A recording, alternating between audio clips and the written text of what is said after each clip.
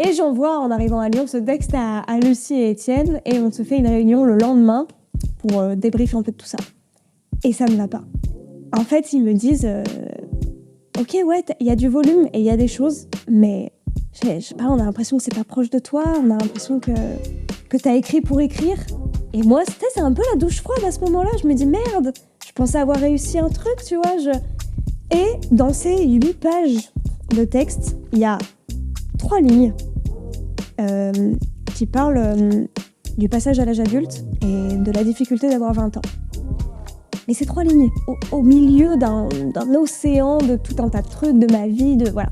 Et Étienne et Lucie tombent d'accord et me disent ces 3 lignes-là, tu peux en faire un spectacle entier. Moi, je dis non. Et ils me disent si. Et je dis d'accord. Hello vous! Bienvenue sur Le Sens au Carré, le podcast sur la quête de sens et un podcast produit par Awake pour les jeunes de tous les âges. Ici, on se pose des questions et on partage des tips, des expériences qui nous accompagnent au quotidien pour mettre plus de sens dans nos actions. Je m'appelle Lucie et dans la vie, ce qui me donne du sens, c'est d'accompagner les jeunes dans leur connaissance de soi avec de l'humour et des thèmes qui me passionnent. Je suis aussi responsable digital chez Awake, une entreprise qui conçoit et anime des ateliers de connaissance de soi dans le but d'aider les jeunes à mieux se connaître pour libérer leur potentiel et trouver leur voie. Je suis aussi ingénieure en informatique et comédienne, 2 choses tellement éloignées que ça fait de moi une sorte d'athlète de haut niveau dans la quête de sens pour donner du sens à mon parcours. Allez, c'est parti pour l'épisode et bonne écoute. En 2021, France Info publie que 79% des 15-30 ans pensent qu'il est bien triste d'avoir 20 ans dans les années 2020. Avec Morgane, pas question de perdre espoir, au contraire. Chez Awake, il y a des choses qui sont indispensables. La bienveillance, le rire et la fougue de la jeunesse. Des adjectifs qui correspondent tellement bien à Morgane. En 2020, elle décide à 18 ans de se donner toutes les chances pour devenir comédienne humoriste. 4 ans plus tard, elle joue son spectacle dans toute la France avec comme cri du cœur « Non, la vingtaine n'est pas selon moi le plus bel âge ». Elle parle avec humour et panache des sujets qui la touchent dans l'envie profonde de venir questionner son public. Cet épisode, c'est l'opportunité de se demander « Et moi, qu'est-ce qui me fait vibrer ?» Alors je vous laisse vibrer au son de la voix solaire de Morgane et bonne écoute. Bonjour Morgane. Bonjour. Bienvenue dans Le Sens au Carré. Merci beaucoup. Le podcast du coup sur la quête de sens. Et je suis ravie d'être avec toi aujourd'hui. Ça faisait un petit moment que justement je spottais tes réseaux pour pouvoir t'avoir dans le podcast. Et écoute, je te laisse te présenter de la façon qui te fait plaisir. Très bien. Moi aussi, je suis très contente d'être avec toi. C'est un bonheur. Alors, moi, je m'appelle Morgane Berling. Je suis comédienne humoriste et j'ai 22 ans. Voilà. Et je viens de Lyon. Je suis originaire de Lyon. Ok. La meilleure ville en passant. Voilà, mais objectivement, vraiment, Croix-Rousse, le meilleur quartier. Au passage, voilà. Au passage. Il y a une question que j'aime bien poser dans le podcast, c'est quoi ton dernier kiff ? Waouh, mon dernier kiff. Purée, j'espère que tu peux faire des coupes dans ton podcast parce qu'en plus, faire des choix et prendre des décisions pour Morgane Berling, toujours un beau dilemme. Mon dernier kiff en règle générale ou dans la vie pro En règle générale. En règle générale. Donc je dirais la première partie de Manu Payette que j'ai fait à Clermont il y a quelques semaines, quelques mois.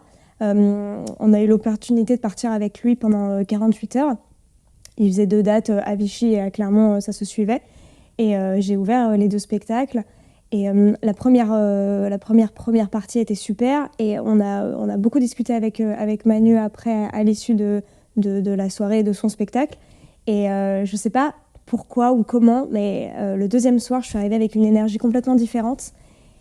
Et j'ai fait exactement le même sketch. Mais les retours, l'amusement, le ressenti perso, interne et tout, étaient 1000 fois meilleurs.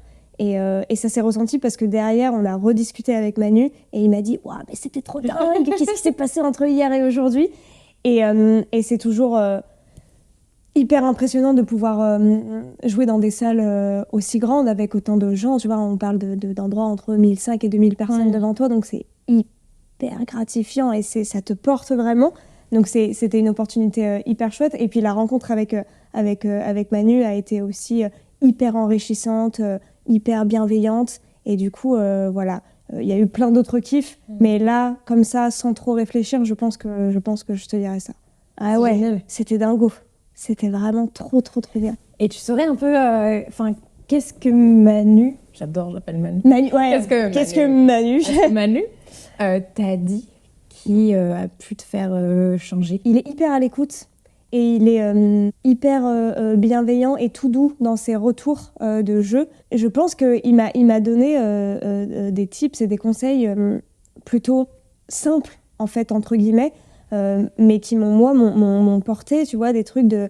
Il faut que tu fasses quelque chose qui te ressemble, il faut que tu sois sincère avec les gens, parce que si tu ne l'es pas, les gens le verront. Et même toi, en fait, il y aura une sorte de blocage, tu vois, à raconter des trucs qui ne te touchent pas. Moi, je ne le fais pas parce que je ne comprends pas comment c'est possible, en fait. Enfin, moi, le spectacle, c'est vraiment des trucs que je vis intérieurement, c'est très personnel, même si on en fait des blagues et on rajoute des choses autour, tu vois, pour vraiment construire une histoire. Mais voilà, Manu m'a dit, il faut que tu sois toi. Il y a 1000 gens qui vont te donner 1000 conseils différents. Et il faut que tu apprennes à faire le tri dans tout ça et à garder que ce qui te parle et que ce qui te touche vraiment. Et en fait, je pense qu'il a raison. Parce qu'effectivement, le lendemain, je suis arrivée en disant « Ok, il faut que je sois moi ». Et ça plaît ou ça plaît pas, parce que de toute façon, l'humour, c'est ça qui est génial, c'est que c'est tellement subjectif que tu sais que tu pourras pas parler à tout le monde. Et c'est ça qui est beau aussi, parce qu'en même temps, plaire à tout le monde, c'est plaire à n'importe qui. Oui. Donc c'est ça qui est chouette. Une fois que tu acceptes ça et que tu intègres ça, je pense que c'est plus simple aussi de se dire « Ok, je vous donne une partie de moi ». Et c'est très dur à faire, c'est hyper vertigineux, tu vois. Ouais. Mais peut-être que ça te parlera à toi, peut-être que ça te parlera pas à toi, mais c'est comme les relations humaines, en fait. Tu vois, t'es pas ami avec tout le monde et c'est normal, encore heureux. Et donc voilà, je suis arrivée dans cette énergie-là. En plus, la première partie, c'est un exercice qui est quand même assez particulier parce que les gens ne t'attendent pas. Les gens ne sont pas venus te voir. Voilà, les gens c'est pas qu'ils en ont rien à foutre, mais si tu veux, bon, moi quand j'étais un peu plus jeune, non pas que je sois vieille, mais quand j'étais plus petite en tout cas, et que j'allais voir des spectacles, les premières parties, j'en avais un peu marre. Clairement, tu vois, parce que j'avais pas cette curiosité artistique-là et j'avais payé pour un artiste, je voulais voir l'artiste. Souvent, c'est des spectacles où j'étais très fan en plus, donc voilà, il y avait l'impatience de « Oh non !» Alors maintenant, avec le recul, j'adore quand il y a des premières parties parce que tu découvres des gens et je trouve ça génial. Mais l'exercice est cool parce qu'il y a de l'enjeu personnel, mais il est moindre par rapport à quand tu vas jouer, par exemple, ton spectacle. Parce que quand tu vas jouer ton spectacle, les gens sont là pour toi, mais du coup, il y a une attente. Tu vois ce que je veux dire ? Oui. Alors que sur la première partie, les gens ne sont pas là pour toi, donc finalement, il n'y a pas trop d'attente. Et au mieux, juste tu touches des gens, et au pire... c'est pas grave, c'est pas des gens qui vont faire « Ah, on a payé 16 balles pour aller voir son spectacle et c'était vraiment pas ouf, tu vois ?» Et du coup, si tu veux, c'est plus léger. Puis je pense que les retours que tu as pu avoir après Clermont-Ferrand, les gens, ils ont absolument aucune obligation de te dire « Ah, c'était génial ». Non. Parce que vu qu'ils sont pas venus voir toi, ils ont dû te juger. Enfin, ils sont dans la capacité de pouvoir te juger comme toi quand t'es dans ton canapé et que tu regardes la Star Academy, quoi. C'est ça. Et quand ils ont trouvé que c'était bien... pour le coup, s'ils viennent te voir, c'est qu'ils ont été dans la plus sincère de démarche. Exactement. Quoi. Et c'est ça qui est cool parce que effectivement, moi après, tu vois, parfois, quand le spectacle est fini, là par exemple de Manu en l'occurrence, le deuxième soir à Clermont, je suis sortie, je suis allée flyer, donner des petits tracts et tout. Et il y en a qui les prennent et qui te disent merci et voilà. Mais effectivement, t'as raison, ceux qui te félicitent, c'est que tu sais qu'ils ont vraiment aimé. Ils le font pas par politesse parce qu'en vrai, ils n'ont pas vraiment d'intérêt à le faire, tu vois. Il y a des gens qui te disent bravo parce qu'ils se rendent compte de ce que ça représente. Et ça, c'est hyper agréable aussi. Mais voilà, et donc quand je suis sortie de scène, Manu était dans les coulisses et il allait lui rentrer sur scène et il y a eu cet échange où je me suis dit, mais le mec est barchot. C'est qu'il a commencé à me débrief alors qu'il allait monter sur scène, genre 30 secondes après, tu vois. Et à un moment, j'ai fini par le regarder et lui dire, non, Manu, on peut en parler après. Et il m'a dit, mais tu vois, mais c'est ça dont je te parlais hier. C'était 2 fois mieux qu'hier. C'était fou. Tu leur as vraiment donné ce que t'étais. Tu leur as montré la personne que t'étais. Et en fait, à la toute fin de mon passage, j'ai fait une mini impro avec quelqu'un du public. Comme j'aurais pu faire une impro là avec toi, tu vois, très léger, sans réfléchir. J'étais plus dans le texte. Donc voilà, juste freestyle. Au pire, je me ramasse. Au mieux, ce sera un petit peu drôle, tu vois. Et je me souviens vraiment de Manu qui me dit, tu vois, à la fin... T'étais hyper à l'aise parce que tu t'es mis à parler avec cette dame-là. C'est ça que les gens veulent voir. C'est juste toi, tu vois, sans sans sublimation, enfin évidemment que tu vas sublimer, mais il faut que les gens ne le voient pas, c'est ça la magie du spectacle. Il y a quelques années, j'ai eu l'opportunité de rencontrer Smaïn. Je n'ai fait que le croiser et il m'avait dit n'essaye pas d'être drôle, en fait. Et moi, j'avais trouvé ce conseil tellement fou. J'avais pas compris sur le moment, mais c'est-à-dire que c'est toute l'essence de mon métier que d'essayer d'être drôle, tu vois. Et il m'avait dit oui, mais c'est pas comme ça que ça fonctionne. N'essaye pas d'être drôle, sois juste toi. Et quand tu auras trouvé ça, quand tu seras vraiment sincère et que tu seras vraiment toi, c'est là que les gens t'apprécieront le plus et c'est là que tu vas commencer en fait à les faire rire parce qu'il faut rire de soi. L'autodérision, c'est quelque chose qui est très important et c'est ce qui marche vraiment. Et voilà, c'était plutôt à la place d'attaquer et de chercher la vanne parfaite, la bonne chute, sois sincère. Et ça rejoint vraiment ce que Manu m'a dit il y a quelques mois et je pense que c'est les meilleurs conseils qu'on peut donner à quelqu'un qui débute et qui se cherche. En tout cas, moi, ça m'a vraiment aidé et porté. C'est un conseil qui me parle parce que dans une autre mesure, mais quand j'ai commencé à faire de la formation, donc les étudiants, ils sont sans pitié avec toi. Vraiment, tu fais du stand-up devant un public qui n'a pas du tout envie d'être là. C'est pas, il n'y a pas un peu envie d'être là, pas du tout. Et moi, je voulais, quand j'avais 22 ans, je voulais qu'ils m'aiment. Ouais. Parce que j'arrivais avec mes traumas, tout ce que j'avais, et je voulais qu'ils m'aiment. Et quand ils m'aimaient pas, je me disais, mais je suis nulle.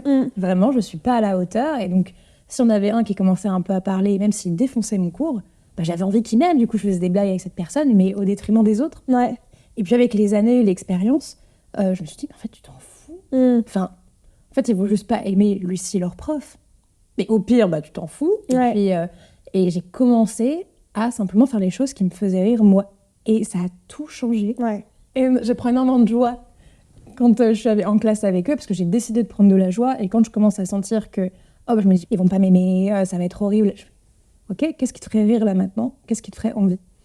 Et c'était un conseil que je donne maintenant aussi aux personnes qui commencent avec nous, mais qui parfois, vraiment, sont beaucoup plus âgées que moi. Mais c'est un conseil qui est tellement évident une fois que tu l'as compris. Et en même temps, le fait d'être toi et de ne pas essayer d'être quelqu'un d'autre, c'est tellement dur. Quand tu commences, et toi, t'as 22 ans, et c'est fou comment tu penses... est-ce que le théâtre, ça t'a vraiment aidé ? C'est quoi dans ton parcours où tu t'es dit, là, maintenant, je suis là, et puis voilà. Bien sûr que le théâtre... alors, le théâtre m'a aidé sur l'aspect technique, plus que sur toute cette réflexion-là. Moi, j'ai fait 7 ans de théâtre avant de lancer mon spectacle, et même les scènes ouvertes et tout ça. Et...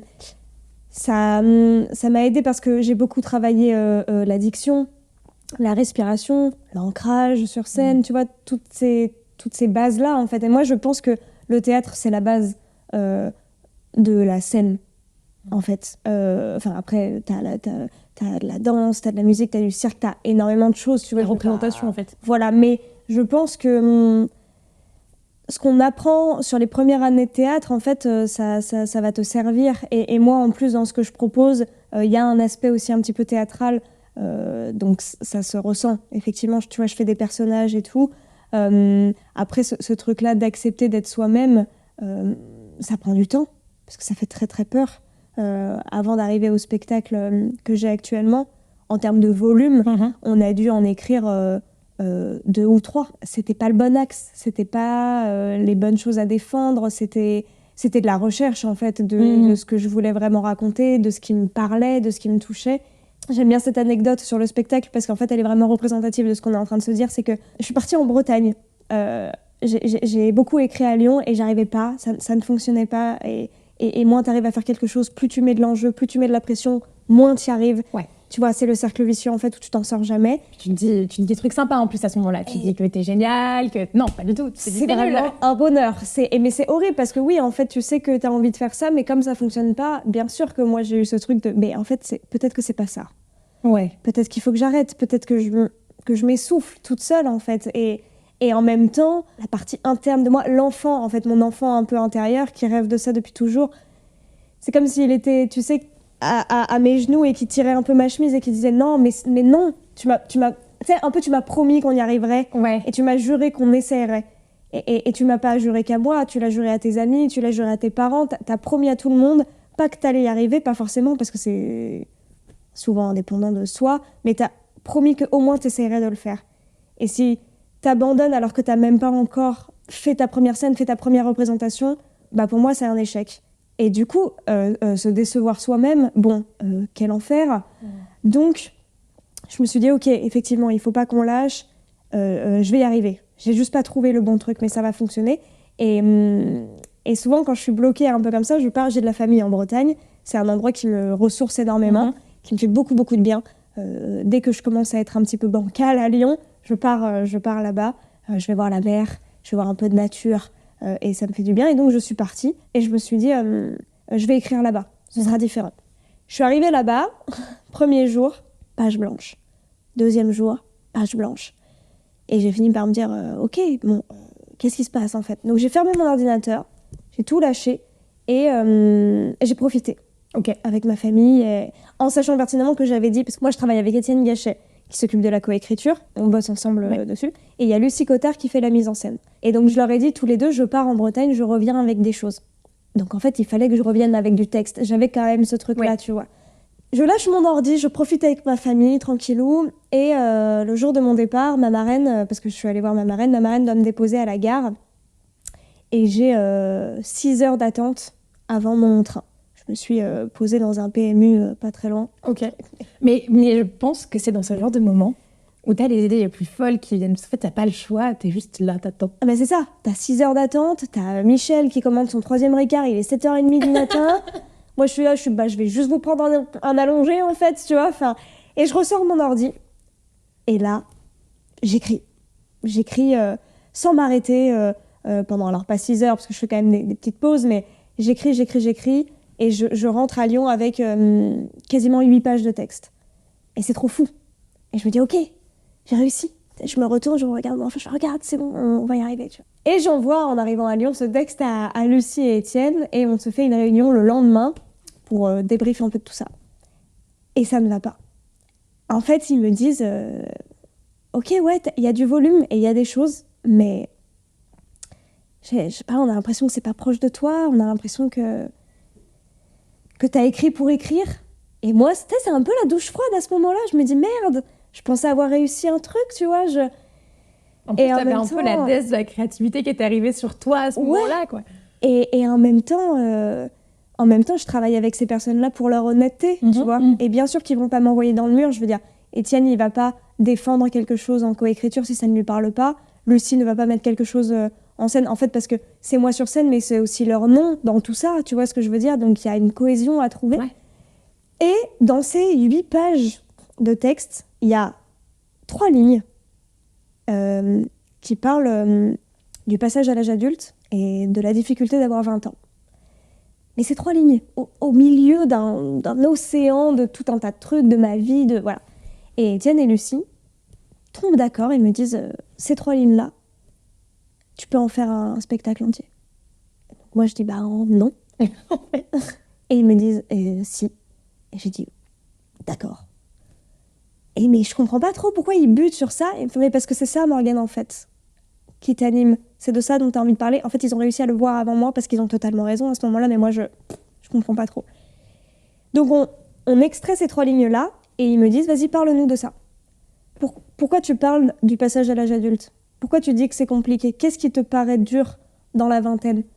Est-ce que tu es énervé? Est-ce que tu as de la colère, de la tristesse? Est-ce qu'il y a de la frustration? J'ai failli m'allonger, genre, ok, c'est une séance de psy, en fait. Attends, pas se mentir, quand tu montes sur scène tous les soirs, c'est quand même un peu une thérapie. et en fait, je commence à leur dire, mais non, mais c'est que... Et là, voilà, je déballe tout un tas de trucs à l'oral, tu vois, sans écrire. Bah oui, je trouve que ça c'est compliqué, oui, je trouve que ça c'est injuste, oui, ça m'énerve, et ça me fait de la peine, et en même temps ça m'amuse, et je parle, et à un moment je m'arrête et je les regarde et je fais ça y est, j'ai compris. Et ils me disent voilà, c'est ça. Et en fait, ça donc l'anecdote est un peu longue, mais ça rejoint ce qu'on disait, c'est-à-dire que j'ai écrit tout un tas de choses qui me touchaient, parce que c'était ma vie et que c'était pas mensonger, c'était pas faux. Mais je cherchais, effectivement, énormément. Et il y a eu ces 3 phrases-là, et Étienne et Lucie ont réussi à comprendre que c'était ça la sincérité, et c'était ça le L'authenticité. cœur, le noyau, voilà, c'est ça, le truc un peu unique qui me touchait à ce moment-là. Et effectivement, on est parti là-dessus et on a réussi à en faire une heure. Et au final, ça me touche énormément. Mais si tu veux, c'était accepter, être sincère, c'est aussi accepter de montrer quelque part sa vulnérabilité. Et ça, pour moi, ça a été la partie la plus dure, en fait, de cette construction-là. C'était, OK, en fait, Lucie, je me souviens, elle m'a dit « Mais qu'est-ce qui te fait pleurer ?»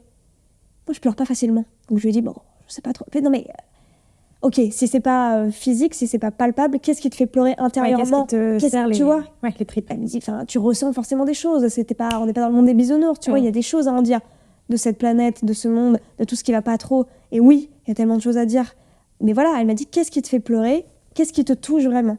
Et ça rejoint ce truc-là de sincérité. C'est-à-dire que si tu défends quelque chose sur scène en disant « Voilà, là, je vous donne toute mon âme et toutes mes tripes », et oui, les gens, ils vont être vachement plus attentifs.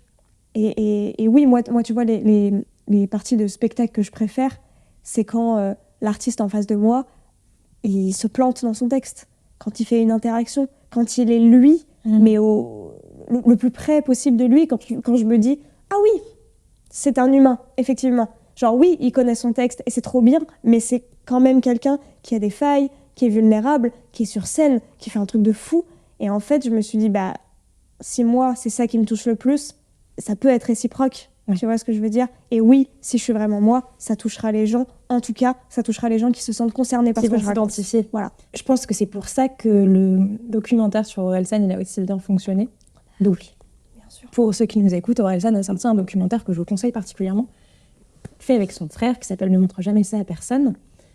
Et c'est un peu tout comment est-ce qu'on pourrait déconstruire le mythe d'un chanteur-rappeur qui est ultra successful. Ah, c'est clair. Et où il montre ses doutes, il montre comment est-ce qu'il fait sur 80 chansons, en fait, il en garde 2. Et je trouve que c'est hyper inspirant parce que tu te dis, c'est ça exactement. En fait, il est humain. Et il y a Squeezie aussi, un vidéaste qui a fait exactement la même démarche il y a quelques jours. Ouais, c'est tout récent, là. Sur un documentaire qui s'appelle Merci Internet. Et pareil, ça fait vachement de bien de se rendre compte qu'un mec qui fait des trucs incroyables, comme organiser un tour de F4, où tu te dis, mais qui pense à ça? Et tu le vois, il travaille avec 5 personnes. Le gars doute, le gars avait des tocs. Et en fait, tu te dis, mais attends, moi aussi je doute. Moi aussi j'ai des tocs. Donc en fait, peut-être que si je me bute à un truc, peut-être que ça va marcher. Et que c'est justement dans ce moment-là où t'es un peu dans l'océan de la désespérance. Ouais. Tu te dis, mais je suis nulle. Ouais, c'est clair. Tous les autres y arrivent et moi, là, le mec qui travaille. Et moi, je suis en train de faire quoi? En train de rien faire. Donc en fait, c'est sûr que je vais pas y arriver. Et je pense que c'est à ce moment-là, précis, où il faut pas abandonner. Et c'est super dur. Ouais, carrément. Il faut se tenir à quelque chose. Mais c'est dur de s'accrocher. Moi, j'ai énormément de chance parce que je suis accompagnée. J'allais te demander ça. Comment t'as réussi à t'entourer? Est-ce que c'est des gens que t'as rencontrés dans ton parcours? Est-ce que c'est pas à travers ta famille? Comment t'as trouvé cet entourage qui est déjà d'une bienveillant et de deux qui te soutient et qui accompagne ton enfant intérieur aussi? Alors, Étienne, on s'est rencontrés au tout début. Alors le tout début, c'est quoi? Le début de l'école de théâtre? Le tout début, c'est quand je décide d'arrêter les études pour faire ça. Les études, c'est 2 mois et demi de fac à Lyon 2 à Bron. Parce que si tu veux, quand je sors du lycée, moi j'ai fait une filière L. Tu te rends compte que ça n'existe plus. Ah mais moi avec mon bac S. Non, mais quand je parle avec mes étudiants. Non mais c'est terrible. Ça me fout un coup de vieux alors que je suis pas vieille. Bref. Tant qu'on t'appelle pas madame, considère que c'est ouvert. C'est ça. C'est que parfois on vous voit, je fais non mais ça c'est non. Par contre vraiment. Moi j'ai fait une filière L en spécialité théâtre. Je sors de ça. Ça fait déjà des années que je sais que je vais être sur scène. Tu faisais du théâtre avant? Ouais. J'ai commencé, j'avais 13 ans. Ok, donc c'était à côté des cours. Ouais, voilà, c'est ça. Alors ça a même été uniquement en établissement scolaire, tu sais, les options théâtre. Au collège. Moi j'ai commencé comme ça. En seconde, j'ai continué l'option théâtre. Et puis après, je me suis spécialisée pour mon bac. Donc j'ai passé une épreuve de théâtre au bac. On a bossé des pièces, etc. Voilà, c'est arrivé un peu comme ça. C'est trop intéressant de savoir que...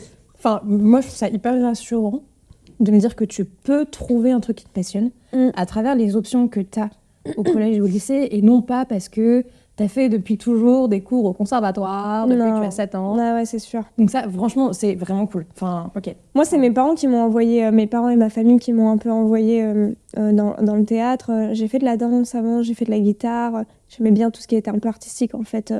Et je cherchais la bonne façon pour moi d'être sur scène. Bon, il se trouve que ça s'est arrêté sur le théâtre, du coup. Et j'ai commencé comme ça, et puis je me suis dit, en fait, c'est trop bien parce que j'ai envie de faire ça toute ma vie, et c'est trop cool parce que tu joues constamment, tout le temps. C'est du jeu. En fait, les comédiens, c'est des grands enfants.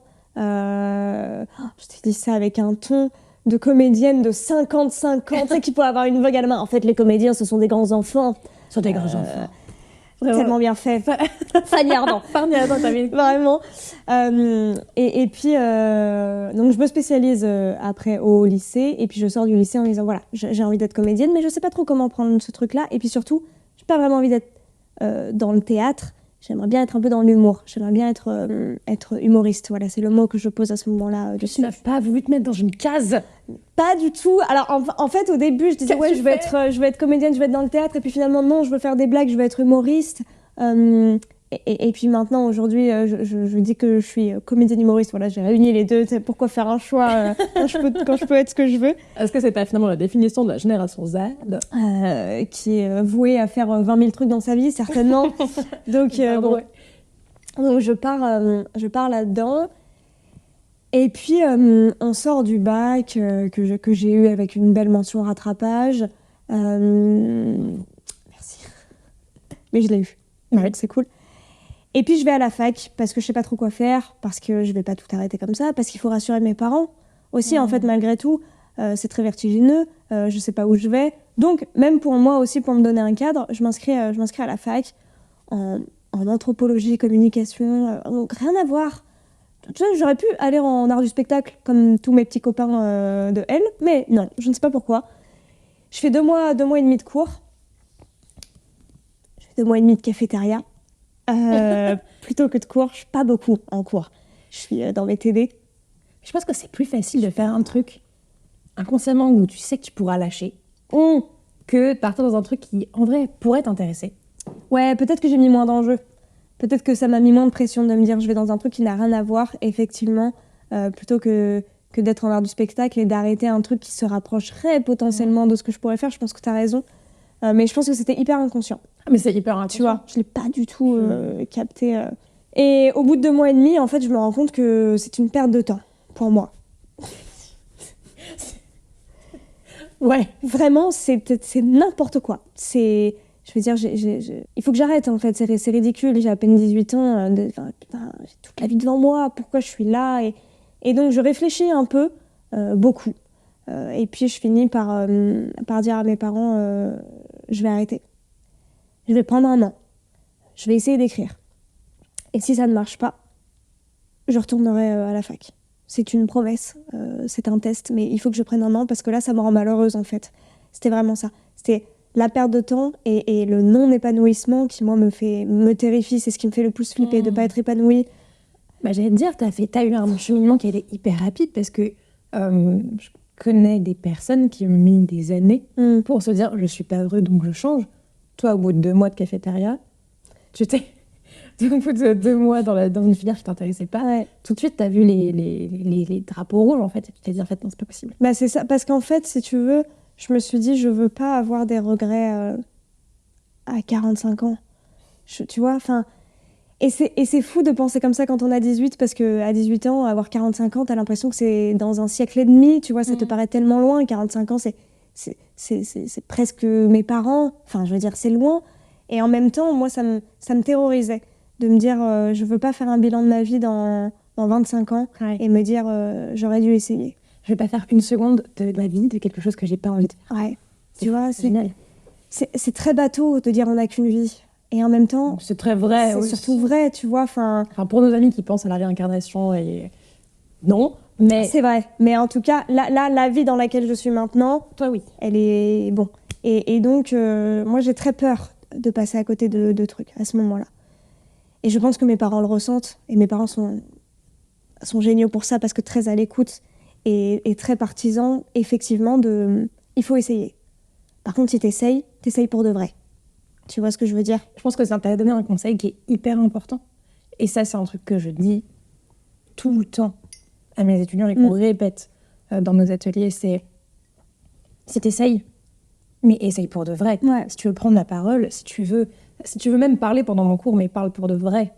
Enfin, parle vraiment, mais chuchote pas dans ton coin. Parce que, évidemment, je vais dire qu'il faut pas le faire. Mais si tu parles pour de vrai, au moins tu prends la parole et essaye pas juste à moitié. Et ça, c'est, je pense, le meilleur conseil que tu peux donner. Je pense que ça fonctionne ou pas, hein, parce que la réalité est aussi là. Ça veut pas dire que ça va forcément marcher, mais par contre, c'est pareil, c'est ce truc de regret. C'est-à-dire que si t'essayes, n'essaye pas à moitié, parce que ce sera peut-être pire de se dire « Ok, j'ai effleuré un truc et je suis pas allée au bout ».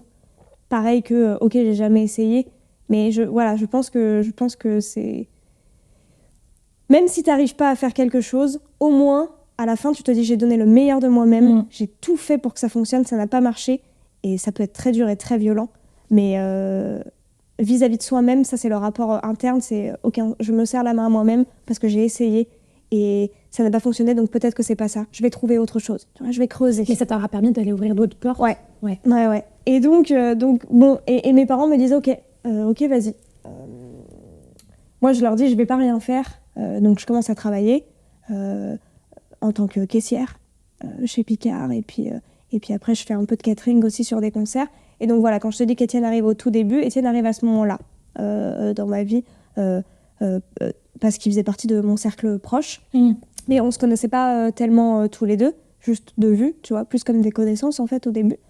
Et Étienne arrive à ce moment-là et je sais pas trop pourquoi, je sais pas trop comment, je pense qu'après il y a des choses qui s'expliquent pas aussi, mais on commence un petit peu à papoter et le feeling passe bien. Et moi je lui raconte un peu ce que je fais, voilà, je lui dis que j'écris à côté de mon taf alimentaire parce que j'ai envie d'être comédienne. Et lui me dit ce truc un peu fou, il me dit ok, bah, si tu veux tu peux me l'envoyer pour que je lise. Moi, je suis terrorisée à ce moment-là. J'ai fait lire à personne ce que j'ai écrit, même pas mes parents, même pas mon frère, même pas mes amis les plus proches, tu vois. Et Étienne me dit ce truc. Il me dit on se doit rien. Je te connais pas, tu vois. Si je te dis que c'est de la merde, t'auras qu'à dire que je suis qu'un vieux con. Et tu passeras à autre chose. Par contre, si c'est bien, bah peut-être que ça peut être cool, tu vois, de le savoir. Et moi, je me dis ouais, il a raison, en fait, effectivement. C'est pas un proche, donc il va pas me mentir. Et en même temps, voilà. Et en même temps, s'il me dit que ça lui parle pas, bah ouais, je dirais qu'il est trop nul et voilà. Donc je lui envoie mon texte et bah par je ne sais quel miracle, parce que quand je relis aujourd'hui ce que je lui ai envoyé, je me demande comment il a vu le potentiel là-dedans. Moi, j'allais dire, il a vu le potentiel. Mais en tout cas, il a senti un truc. Il m'a dit, il y a de l'idée. Il m'a pas dit, waouh, c'est génial, j'ai explosé de rire en le lisant, mais il m'a dit, il y a quelque chose à creuser. Donc il m'a fait des petits retours. Moi, j'ai retouché mon texte en fonction des retours. Je lui ai renvoyé. Il m'a refait des petits retours. Il n'était pas du tout impliqué dans l'écriture à ce moment-là. Il me disait juste, voilà ce que j'en pense, voilà ce que tu pourrais faire, voilà ce que... Ah, genre là, c'est un peu long. Ouais, là, c'est ça. Avec toujours beaucoup de distance, en me disant, c'est ton texte. Je veux pas prendre la place que je n'ai pas à prendre, tu vois. Parce que moi, ça m'aide énormément. Et puis un beau jour, donc ça a duré 2-3 mois, et un beau jour, il me dit, bon, j'ai des idées de blagues pour toi. Je me dis, mais qu'est-ce que c'est que ça? Il me dit, je sais pas, j'ai écrit des choses, ça m'a inspiré. Est-ce que tu veux les lire? Bah évidemment, Étienne, en fait, bien sûr que je veux les lire, c'est trop dingue. T'es en train de me dire que tu as écrit pour moi? Et il m'envoie... Ta muse. Non mais, c'est quand même dingo. Il m'envoie ce qu'il a fait, et moi, ça me fait beaucoup rire. Et la coécriture commence comme ça. Il m'envoie... Hyper naturellement. Voilà, mais oui, c'était pas... Il faut qu'on écrive ensemble. En fait, ça a été une rencontre à travers l'écriture, et c'est ça qui est beau. Et c'est là où c'est sincère aussi, parce que du coup, de base, il n'y avait pas d'enjeu. Tu vois ce que je veux dire? On n'avait pas cette pression-là. C'était juste, bon, bah voilà, je t'envoie ci, je t'envoie ça. Et on a commencé un petit peu à coécrire comme ça, un peu chacun de notre côté. Puis on s'envoyait et on retouchait. Et en fait, ça a été très fluide. Et puis, on a fini par se dire, OK, bon, bah on taffe ensemble, viens, on écrit un spectacle. Tu vois, donc on a fait des sketchs, différents trucs et tout. Et puis une fois qu'on est arrivé un peu au bout de ce process-là, Étienne m'a dit, il faut quelqu'un pour la mise en scène. Moi, je me sens pas trop de le faire. Toi, c'est compliqué de s'auto-mettre en scène, tu vois, c'est dur pour le recul. Donc, moi, à ce moment-là, je connaissais Coralie Chaise, qui travaille au Complexe, le café-théâtre, Et je lui ai envoyé un mail en lui disant, voilà, toi qui côtoies tant d'artistes, je cherche quelqu'un pour la mise en scène, est-ce que tu as des noms à me donner? Elle m'a envoyé 2 adresses mail. J'ai envoyé le même mail à ces 2 adresses mail en disant, voilà, je me présente, j'ai ce spectacle, je n'ai aucun budget, je n'ai rien. C'est un petit peu un pari sur l'avenir, voilà. De ces 2 adresses mail, Lucie m'a répondu en 10 minutes. C'était pendant le confinement. C'était mars 2020. Donc tout était à l'arrêt, on avait rien à faire. Le sens du timing, finalement. Génial, hein, lancer un spectacle en pleine pandémie. Lucie me répond, me dit, est-ce qu'on peut s'appeler? Je lui dis, ok. On s'appelle le lendemain. Et elle me dit, qui es-tu? Comment as-tu mon adresse mail? Qu'est-ce que tu fais là? Elle était extrêmement intriguée, donc je lui raconte un peu tout ce que je suis en train de te dire là, tout le process. Et si tu veux, de la même façon qu'avec Étienne, ça a été tout de suite très fluide, ça a été tout de suite très, très à l'aise. Et elle m'a dit, ok, je fais partie du jeu. Et je lui ai dit, t'es aussi facilement, t'es sûre de toi? Elle me dit, ouais. Je sens qu'il y a un truc à faire. C'est pas palpable, tu vois, ça s'explique pas, c'est juste du feeling. Et donc, on a commencé à travailler ensemble. Donc, je travaille avec ce trio-là depuis maintenant quasiment 4 ans. Quasiment 4 ans pour Lucie, un tout petit peu plus pour Étienne, 4-5 ans. Et voilà, ce sont des gens avec qui je me sens extrêmement bien. Ce sont des gens qui sont à l'écoute de moi, de mes besoins, de mes envies. Ce sont des gens qui sont différents de moi, mais qui me ressemblent en même temps. Et c'est pile ce qu'il me fallait. C'est-à-dire des gens qui partagent les mêmes valeurs que moi. C'est exactement ce que j'ai dit. Partage tes valeurs, ouais. Voilà, mais qui sont pas à l'identique parce que moi, il faut parfois me secouer, me sortir un peu de ci, de ça, me booster. Mais t'as été tellement forte de réussir à capter très vite que t'allais pas y arriver toute seule et que t'en serais pas moins une artiste de pas y arriver toute seule. Enfin, quand j'ai commencé à être un peu dans le milieu de la comédie musicale de mon côté, j'avais ce truc de me dire, il faut que tu saches tout faire pour être une vraie artiste. Mais je me trompais complètement. Et c'est fou que toi, tu aies su, mais naturellement te dire, en fait, pour que ça marche, il va falloir que j'accepte que je pourrais pas tout faire toute seule. Et qu'il va falloir que je fasse confiance à des gens pour justement me porter. Et c'est génial. Après, j'ai eu beaucoup de chance de tomber sur les personnes qu'il me fallait à ce moment-là. Étienne est arrivé, c'était super. 5 ans plus tard, je regrette pas, la confiance est là, la communication, tout. Lucie, c'est pareil. Donc j'ai eu énormément de chance à ce niveau-là d'être entourée. C'est le moindre doute, c'est la moindre interrogation. C'est Étienne ou Lucie qui sont là et qui contrent ce doute-là et cette remise en question. Et c'est ça qui fait que ça fonctionne. C'est que du coup, parfois, ils croient en moi plus que moi. Et ça n'empêche pas de se croire invincible. On se remet en question constamment. Étienne, tous les soirs du spectacle, il prend des notes. Derrière, on débrief, on change ci, on change ça. On peut mieux faire. On veut vendre, bien vendre. Voilà, c'est ça. Ouais. Et on se ressemble là-dessus. C'est là où je te dis que du coup, ça fonctionne parce qu'on travaille de la même façon. Par contre, je pense que c'est hyper important de savoir qui il y a autour de toi, grâce à qui aussi tu peux faire ce métier-là. Moi, c'est Étienne, c'est un truc qu'il a amené très rapidement dans le process et je pense qu'il a vraiment raison. C'est de considérer tout le monde. C'est que oui, moi, je suis l'artiste, je monte sur scène, c'est moi que les gens voient. Mais derrière, c'est mon co-auteur, c'est ma metteuse en scène, c'est le régisseur ou la régisseuse qui est là, c'est le théâtre, c'est les serveurs du théâtre, c'est le mec qui fait la plonge des tapas que le public est en train de manger. Tu vois ce que je veux dire ? C'est considérer tout l'écosystème, en fait. En fait, sans tous ces gens-là, moi, je ne suis pas là.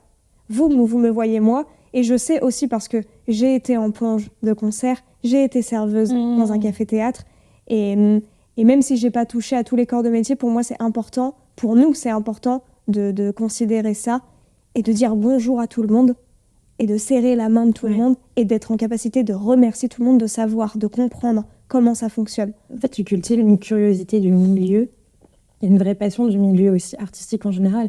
Pas juste je veux être sur scène, je veux qu'on me regarde, mais un vrai travail de fond de je veux transmettre quelque chose. Et pour transmettre ce quelque chose, il va falloir que je connaisse le moindre détail de tout ce qui fait un peu le tableau, la grande peinture en fait, du spectacle. Quand sur scène, tu parles de qu'est-ce que ça fait d'avoir 20 ans dans le monde d'aujourd'hui, est-ce que tu as l'impression que ton avis il a évolué depuis ? ce que tu racontais sur scène peut-être il y a un an, Ouais. est-ce que ta vision, elle a évolué? Il y a des choses avec lesquelles tu es toujours d'accord ou d'autres qui ont changé, par exemple? Je suis toujours très proche du spectacle tel qu'on l'a écrit. Et c'est cool parce que ça fait un peu peur d'écrire sur quelque chose que tu vis à l'instant présent, parce qu'un spectacle, il se tourne quand même plusieurs mois, plusieurs années même. Et, Quoi, tu le joues pas une fois? et après, tu changes. C'est des gens, parfois, tu sais, ils viennent voir mon spectacle et puis ils me disent « Et alors, le deuxième ?» Je suis c'est-à-dire que le premier n'a pas un an. Donc pour l'instant, le deuxième, si tu veux, Géraldine, on va se détendre un petit peu. Hein. C'est rigolo. Ça se consume, en fait, ça se consomme, tu vois. Et après, voilà. Moi, je suis toujours en accord avec ce que j'ai écrit à ce moment-là. Oui, ma vision des choses change. Pas forcément sur la vingtaine. Si tu veux, le noyau est le même. Et il y a juste des choses qui varient un petit peu autour. Moi, j'ai écrit le spectacle en parlant de ma vision de la vingtaine, du passage à l'âge adulte. Et puis, plus je le joue, plus je papote avec les gens, plus j'ai des retours, plus je me rends compte que ma vision de l'adulte est importante aussi là-dedans. Et c'est drôle parce que j'en parle pas dans le spectacle. Comment je vois les adultes, tu vois, parce qu'il y a beaucoup de gens... Les adultes. Ouais, les adultes, parce que je me considère pas comme telle, et c'est vraiment l'essence même du spectacle, mais parce qu'en gros, dans mon spectacle, je dis que je ne me sens pas adulte. En fait, c'est vraiment ça, c'est justement ce passage-là, et comment je me définis. Parce que je me sens pas adulte, mais je me sens plus enfant non plus. T'es un peu dans cette zone de flou. Voilà, ça c'est la thématique du spectacle. Ouais. Et il y a des gens, donc des adultes, en tout cas moi des gens que je vois comme des adultes, qui sont venus me voir et qui m'ont dit mais tu sais, avec ce que tu fais, t'es adulte, t'es vachement plus adulte que moi. Et je me suis dit, c'est étonnant qu'on me dise ça, parce que comment tu peux me considérer comme telle alors que moi-même je ne me considère pas comme telle. Et je me suis dit, c'est à creuser, parce que peut-être que en fait, le pif, le flair, y aurait-il pas un nouveau sketch à réfléchir? En fait, c'est ce truc-là de vision.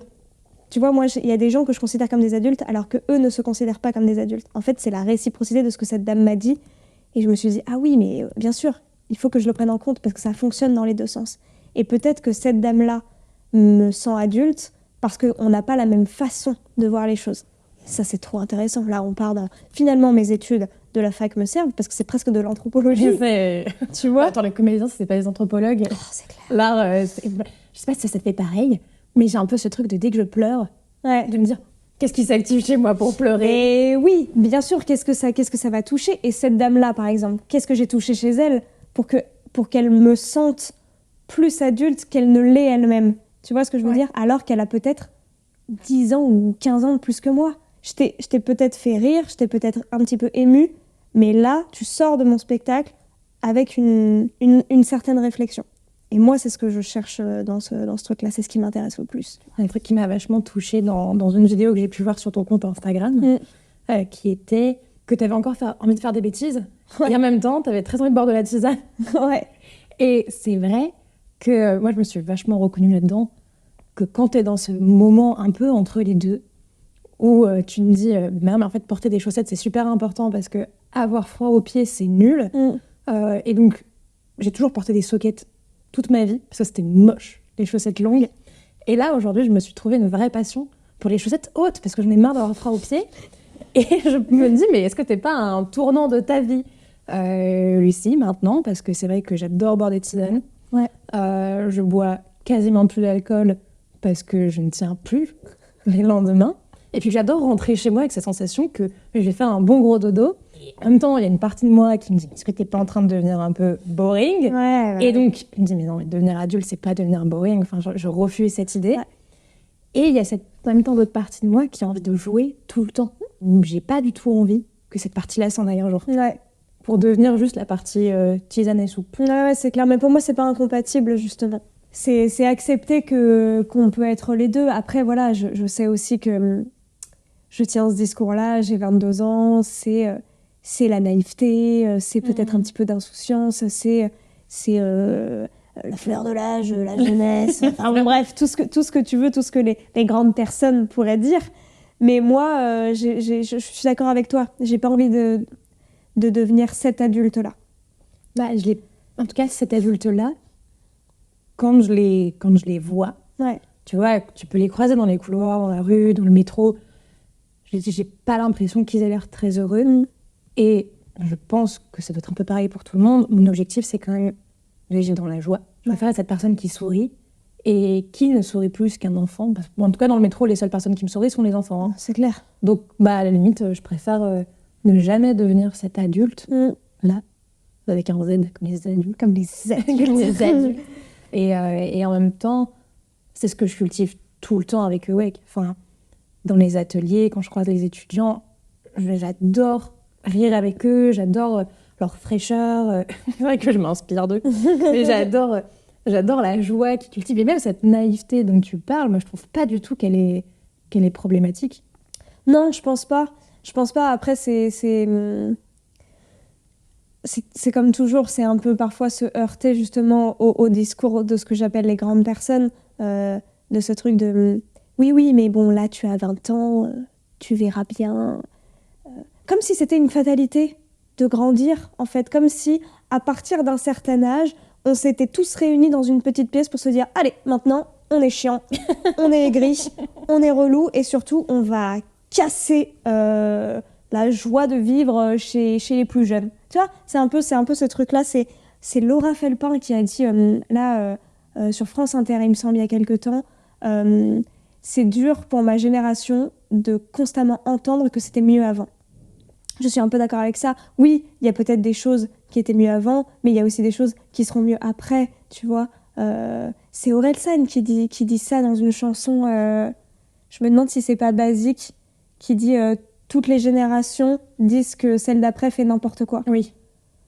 Venez maintenant, on se dit que juste, on peut réinventer des trucs, on peut réinventer des choses. Et c'est de peut-être cette insouciance-là dont je te parle, ce truc de croire que tout est possible. Mais enfin, pardon, si les nouvelles générations, elles te disent que le monde est foutu, on court vraiment droit dans un mur. C'est ce juste milieu entre prendre conscience de ce qui nous entoure. Et oui, le monde craint un peu quand même beaucoup, tu vois. Il y a beaucoup de choses qui ne vont pas, mais c'est se dire, allez, on y va quand même, on essaye, on va pas se démoraliser.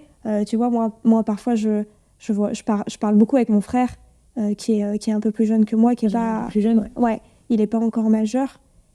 Parfois j'ai vraiment l'impression qu'il se dit dans tous les cas on court un peu à la catastrophe et à la perte, donc tant pis.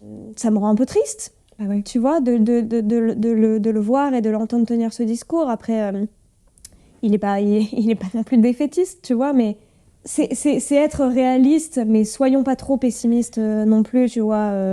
Y a beaucoup de choses qui vont pas, mais il y a beaucoup de trucs qui sont cool aussi. Donnent envie, franchement, qui donnent envie de continuer, de tu vois. Et on s'accroche. Et je pense que c'est pour ça que je fais ce podcast, tu vois. Ouais. Je pense vraiment que ceux qui marchent aujourd'hui sont ceux qui sont habités par ce truc de... J'ai envie de te montrer qu'il y a un autre résultat qui est possible. Ouais, j'ai envie de te donner de la joie. J'ai envie que demain, tu repars chez toi en me disant « Viens, on a de la joie. Viens, on y croit.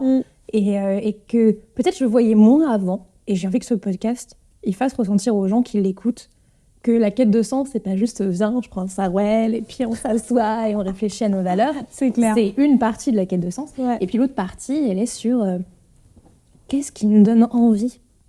Et puis c'est vachement important de réfléchir à ce qui nous donne envie. Et je te rejoins totalement sur le côté... parfois, je vois des jeunes qui me disent « Mais à quoi bon, vous êtes trop mignonne, madame, avec vos cercles, vos ikigai, vos trucs pour retrouver votre raison d'être, vous êtes trop chou. » Mais en fait, à quoi bon? Et c'est un peu une phrase qui, moi, me fait ressentir un vide intersidéral à chaque fois que je l'entends, parce que je suis là, ouais, non, mais oh. Oui, mais parce qu'en même temps, qu'est-ce que tu veux répondre à ça? Tu vois, en fait, il y a quand même une part de vérité. Moi, je comprends parfois que mon frère, il se dise non, mais mais je vais pas avoir la foi, moi, de me battre pour que ça aille mieux, alors que, en fait, ça n'ira pas mieux. Tu vois, moi, parfois, je comprends. Et c'est pour ça que c'est ce juste milieu, c'est ne pas fermer les yeux sur tout ce qui se passe, parce que on n'est pas chez les bisounours non plus, tu vois. C'est être conscient, mais se dire ouais, ok, je sais, allez, essayons de faire mieux. Essayons notre nouvelle génération, celles qui vont suivre, d'apporter un nouveau truc, de continuer à se battre pour les causes où il faut encore avancer, défendre des positions et tout, tu vois. Il y a quand même de l'avancée, il y a quand même du mieux dans certains trucs. Alors oui, il y a quand même pas toutes les batailles qui sont gagnées. Il y a pas Il n'y a pas de victoire Moi, elles existent. déplorée, mais voilà, elles sont là. Et c'est se dire, venez, on n'abandonne pas ça. Tu vois, viens, ce combat-là qui existe depuis genre 15, 20 ans, 25 ans, il y a des gens qui se sont battus pour ça. Ouais. Viens, on rejoint la cause et on continue pour eux, pour nous et pour ceux qui arriveront après, de faire avancer le débat. Tu vois, je pense évidemment à l'homophobie, je pense évidemment au racisme, je pense, tu vois, à toutes ces grosses problématiques qui, moi, me semblent... J'arrive pas à comprendre comment on peut encore en parler, et pourtant je l'évoque, tu vois, donc c'est qu'on n'a pas tout gagné. Il y a un truc. Il y a encore des choses à faire, mais c'est justement, tu vois, c'est par exemple ces combats-là, et il y en a plein d'autres. Ouais. Hein. Je veux dire, il y en a, je vais pas tous les citer parce que sinon le podcast va durer 6h30. Et ça, tu les traites dans ton spectacle? Pas dans le premier. Donc il y aura un deuxième. Et ouais, bien sûr, même si ça me fait peur de le dire, hein, il n'y a aucune annonce officielle. Écoutez-moi bien, tous, ne me parlez pas du deuxième spectacle. Pour l'instant, il n'est pas écrit. Il n'est pas écrit parce que je veux faire vivre le premier. Il a encore beaucoup de mérite. Il faut qu'il existe. Ouais. Il faut que je le porte tu mets pas la pression. plus loin. Loin de moi l'idée. Non, mais tu sais qu'on en parle beaucoup. Hein, ma metteuse en scène, on en a parlé pas plus tard que la semaine dernière. Donc finalement, tu vois, bien sûr que je pense, en fait, je vais pas m'avancer, je sais pas de quoi demain est fait, mais je pense qu'il y aura un deuxième spectacle. Parce que je trouverai forcément de nouvelles choses à dire. Et puis tu grandis aussi, t'auras d'autres choses à raconter. Et voilà, effectivement, je vais pas... Enfin, tu vois, si je tourne ce spectacle 10 ans, bon, à 32 ans, la crise de la vingtaine, je pense qu'on en aura un peu... voilà, ça va être un petit peu bizarre, tu vois. Je me sens pas vraiment adulte. Ouais, Charlotte Morgane, t'arrives sur tes 33 quand même, donc il faudrait... Bon. Ah, écoute, j'ai beaucoup d'amis qui ont entre 33 et plus et qui ne se sentent pas vraiment adultes. Voilà, la vision de l'adulte, c'est exactement... Oui, je vous embrasse, je vous comprends. Donc peut-être qu'il y aura... un peu plus de prise de position dans le deuxième que dans le premier. Oui, puis ça demande, attends, déjà, t'as déjà pris du courage. Parler de toi dans un premier temps, ça demande du courage de prendre des positions. Parce que si tu dis, forcément, tu vas pas plaire à tout le monde. Ouais. Déjà, quand tu parles de toi, alors si en plus tu prends position, alors là, c'est encore une autre dimension dans le tu vas pas plaire à tout le monde. Ouais. T'as des gens qui vont dire que tu vas pas assez loin, d'autres qui vont dire que de toute façon, tu vas loin. Tout le monde aura quelque chose à redire, bien sûr. Et moi, de toute façon, si il y a prise de position, je veux que cette prise de position soit maîtrisée sur le bout des doigts. Je ne parlerai, ça rejoint ce truc de sincérité, mais je ne parlerai jamais de quelque chose que je ne connais pas à 1000%. Je ne sais pas, parce qu'est-ce qu'on peut vraiment connaître tous les sujets à 1000%? Non. La GPT peut-être. Mais voilà, mais oh, quel enfer. mais en tout cas, ce sera maîtrisé. Et si derrière, on veut venir me poser des questions, ou on veut venir un peu casser des trucs, moi, j'aurai les armes pour dire « Non, mais je sais de quoi je parle. » Tac, tac, tac. Je sors, mais voilà, c'est du boulot, ça se travaille, mais voilà. Je ne sais pas de quoi parlera ce deuxième spectacle. Affaire à suivre. Je voulais même pas te passer là-dessus, mais pour terminer ce podcast, je voudrais te poser la question la question, elle est très dure. J'ai très peur, je sens là, je sens. Comment t'expliquerais à un enfant de 5-6 ans qu'est-ce que c'est que la quête de sens? Putain. Ah ouais. Je dirais que c'est avant tout apprendre à s'écouter. Et c'est tellement une chose qui est compliquée à faire, qui prend vraiment des années. Apprendre à s'écouter, apprendre à se comprendre, apprendre à accepter qui on est. Dans le bon, mais surtout dans le mauvais. Je pense que c'est un travail qui, en plus, commence tard, ce truc-là, de se conscientiser vraiment. Je pense qu'on n'arrête jamais d'apprendre à se connaître, parce qu'on évolue. Et ça, c'est ça qui est cool aussi, c'est que, voilà, t'es pas... Moi, j'ai fini. Voilà. Écoutez, là, j'ai 15 ans et demi, ça me paraît pas mal. Je vais rester sur cette lancée. Tu vois, non, c'est pas du tout comme ça que ça se passe. Tu vas vraiment changer. Et c'est pas grave. C'est pas grave de devenir quelqu'un à l'opposé de ce que tu étais. Au contraire, rien n'est définitif, rien n'est ancré. Ton éducation, ton milieu social, tes rencontres vont commencer à te façonner. Mais si la direction ne te convient pas, je pense que tu peux la changer. Avec énormément de force, beaucoup de courage, beaucoup de volonté. Tu vois, je dis pas que c'est quelque chose qui est facile. C'est ce qui fait toute la beauté de la chose aussi. On n'aurait pas fait un podcast là-dessus. Et ouais, c'est ça, mais c'est de l'indulgence avec soi-même aussi beaucoup, je pense. Tu vois, c'est ok d'être perdu. C'est ok de pas savoir où on va. C'est ok de faire des erreurs. C'est ok de prendre un chemin et de finalement faire demi-tour parce que c'est pas le bon. Et ça, quoi que les gens te disent autour. Parce qu'en fait, la seule personne avec qui tu vivras toute ta vie, c'est toi. Qu'est-ce que tu aimes ? Qu'est-ce que tu n'aimes pas ? Qu'est-ce qui te fait plaisir ? Qu'est-ce qui te met en colère ? Tout ça, c'est des choses qui vont te construire en tant qu'être humain. Et ce sont des trucs qu'il faut absolument que tu prennes en compte pour être une personne proche de toi. Parce que je pense que tu apprends à être proche de toi aussi. Et c'est ne sois pas énervé que ça t'énerve. Tu vois ce que je veux dire ? Ouais. Ne sois pas frustré. C'est pas grave. C'est ok. Tu as le droit d'être jaloux. Tu as le droit d'être en colère. Tu as le droit de comprendre tout ça. Et tu as aussi le droit de travailler dessus si tu as envie de travailler dessus. Mais c'est de l'indulgence avec soi-même parce qu'il va falloir que tu te supportes, hein, quoi qu'il arrive. Je pense que voilà, c'est un peu la définition que j'en ai ou que j'en aurais. Ok. Voilà. Et j'espère que tu as passé un bon moment. Oui, c'était trop cool de papoter. C'était trop bien. Et puis, où est-ce qu'on peut te retrouver ? C'est quoi un peu tes actus ? Mes actus, on peut me retrouver pour mon spectacle au Café-Théâtre Le Complexe. J'y jouerai du 17 au 27. À Lyon ? À Lyon. Lyon 1er, du mercredi au samedi. Donc voilà, ça c'est trop chouette. Je suis trop contente d'aller jouer mon spectacle là-bas. Je serai à Avignon cet été, tout le mois de juillet. Pour ceux qui sont de passage, je présenterai mon spectacle à l'Autre Carnot. Donc ça c'est chouette, c'est une bonne nouvelle aussi.